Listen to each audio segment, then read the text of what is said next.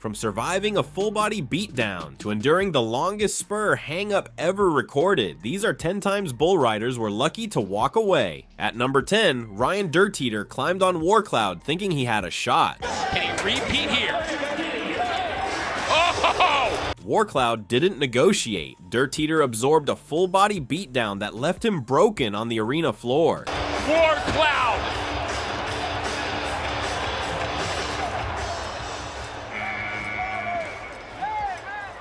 Somehow he survived. Lucky doesn't even begin to cover it. But if Dirt Eater survived a beatdown, Alex Cerquera at number 9 survived something measured in millimeters.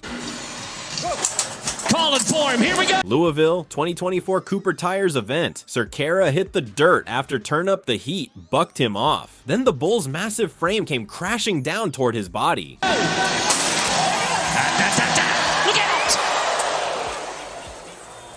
Nearly 1,800 pounds missed him by paper-thin margins. The gasps in that arena said everything. Now, while Cerquera escaped by inches, Derek Kolbaba at number 8 lost his helmet and nearly his neck in Nashville. Pressure to win or not, still got to show up and do your job. August 2023, Show Me pivoted hard and flung Kolbaba over the front. A hind hoof clipped his chin bar and the helmet flew clean off. Front just a little more each jump and ends up out over to the front. This is where it starts getting dangerous. That bull has his way with him. His nose just knocks that helmet straight off his head. He landed neck first, face dragging dirt. Luckily, the helmet came off clean instead of twisting his neck worse. And speaking of bulls that keep going after the buck off, Silvano Alves at number 7 got stomped and kicked in New York City. He's only got 10 seconds to 9. Yeah, 2016 PBR 15/15 bucking battle. Cochise launched Alves higher than expected. He tried to recover midair. Too late.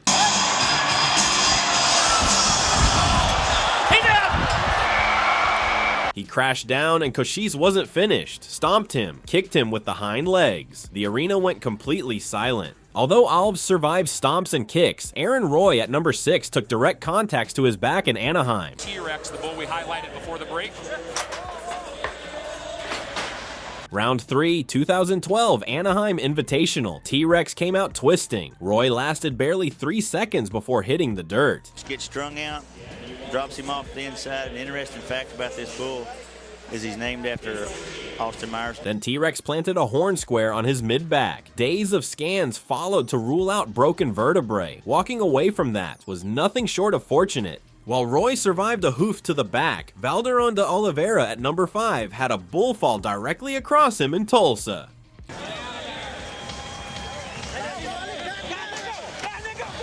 Express Classic, Tulsa. De Oliveira made the whistle on high stakes. Then the bull slipped and gravity took over completely. Nearly a ton of bull came down directly on top of him. BOK Center, absolutely silent with good reason, and you're right. His head just smacks against De Oliveira disappeared under all that weight. The crowd froze. Nobody spoke. When you watch someone get swallowed under a fallen bull, the word lucky takes on a whole new meaning. That bull came down and there was nothing I could do, De Oliveira explained afterward, his voice still carrying the weight of what happened. When something that heavy lands on you, your body just shuts down and you wait. The visual was sickening, nearly a ton pressing down on a human frame that had nowhere to go. Physics didn't care about his reputation or his toughness. High stakes fell and that was that. People say I'm tough, De Oliveira reflected, but tough doesn't mean anything when a bull that size lands on you. Lucky is the only word that fits. He walked away. That remains the miracle of this moment. Now at number 4, JB Mooney disappeared under Western Holler in Las Vegas. Usually loves the spotlight. Round 2, Last Cowboy Standing, 2014. Mooney drew Western Holler carrying his reputation for taming anything the sport could produce. Western Holler weighed over 2,000 pounds. Re-ride flags flew. Then Western Holler came crashing down directly across Mooney. He wasn't able to get his feet back underneath him. Here's another look. Now watch how his feet will kick out to the side and he just loses his balance. You know, 2,000 pounds pressing down on his ribcage. Mooney vanished beneath the bull's bulk completely. Time stopped in that arena. Every single person watching understood what that weight could do to a human body. When that bull came down on me, I just focused on breathing, Mooney said afterward, keeping his trademark flat tone. 2,000 pounds doesn't leave much room for anything else. The weight threatened to compress everything at once. His rib cage, his lungs, his survival odds. Legendary status doesn't protect you from 2,000 pounds. Walking away from that proved something different entirely. Although Mooney survived being crushed, Chase Outlaw at number 3 faced something that redefined the word lucky at Cheyenne Frontier Days. We talked about dealing with the injuries and coming back. He's 68th in the world. He's got a huge... July 2018, one of Rodeo's most prestigious stages. Outlaw drew War Cloud, and within 1.5 seconds of the chute opening, the bull drove his skull directly into Outlaw's face. The collision was catastrophic. Outlaw crumpled to the ground in serious pain. And it could start right here. Ooh. 15 shattered bones on each side of his face, both eye sockets obliterated. 12 hours of facial reconstruction surgery followed. When I couldn't recognize myself in the mirror, I questioned everything, Outlaw revealed later. Not just riding, everything. His family waited through surgery not knowing what they'd get back. Seeing Chase in that condition, his father said quietly, no parent should watch their child get reassembled piece by piece. That image stays with you. I'm not built to accept that, Outlaw stated. This sport gave me everything. One collision, even one that destructive, doesn't have the right to take it all back. 75 days later, he climbed back on a bull. Lucky to be alive. Lucky to ride again. While Outlaw survived facial reconstruction, Brendan Clark at number 2 survived a crush that defied medical explanation. In round 1 aboard Who Demand. Boise, 2013, round 2 of the DeWalt Guaranteed Tough Invitational. Clark settled onto Bellagio, carrying championship ambitions. Bellagio had crushing intentions instead. The bull snapped violently, folded Clark, and landed directly on top of him with full weight.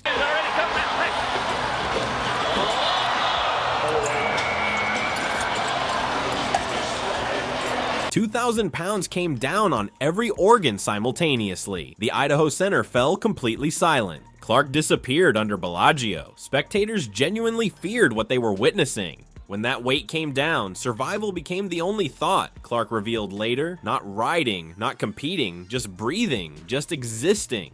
That silence in the arena, Clark continued, you feel it before you hear it, everyone holding their breath at the same time. Bruised ribs, compressed spine, organs shifted from the impact. The medical report read like something incompatible with walking away. Doctors kept using words like fortunate and miraculous, he recalled. When your doctors describe your survival that way, it changes your perspective permanently. Recovery stretched for months. Every movement reminded him what Bellagio had delivered. I came back because walking away felt like letting that bull win, Clark stated. Bellagio nearly ended everything. Coming back was the only answer that made sense.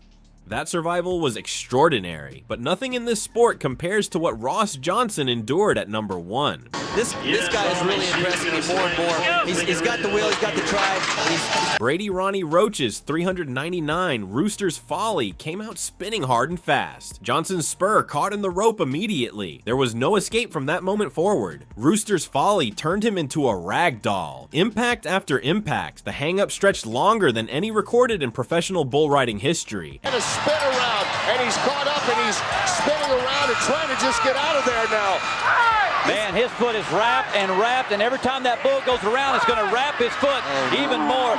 He is in a bad, his foot is... Every second felt like its own separate punishment. The bull kept spinning, Johnson kept absorbing. That burrow, if he's got any chance of getting out of there, Michael, you can see that twisted and twisted around. They're going to have to just stop and rope this bull.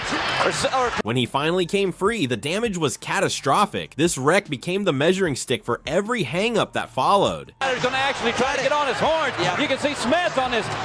Is trying to grab the They're going to have to cut the rope. They're going to have to cut the rope regardless.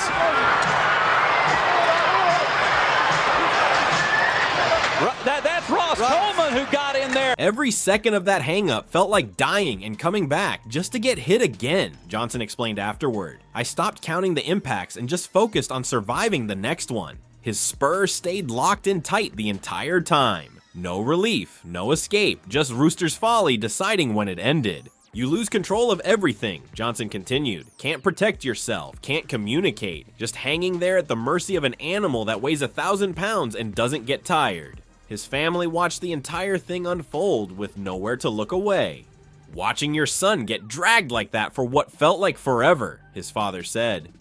That violence stays with a parent. You never shake it completely. When Johnson finally came loose, walking away felt impossible. He did it anyway. That hang-up showed me exactly what I'm made of, Johnson stated. Either you find out you can survive anything, or you don't survive to find out. I got my answer. Quitting after that? Never, he said firmly. If I can walk away from the longest hang-up in PBR history, I can walk away from anything. That's not arrogance. That's just what happened.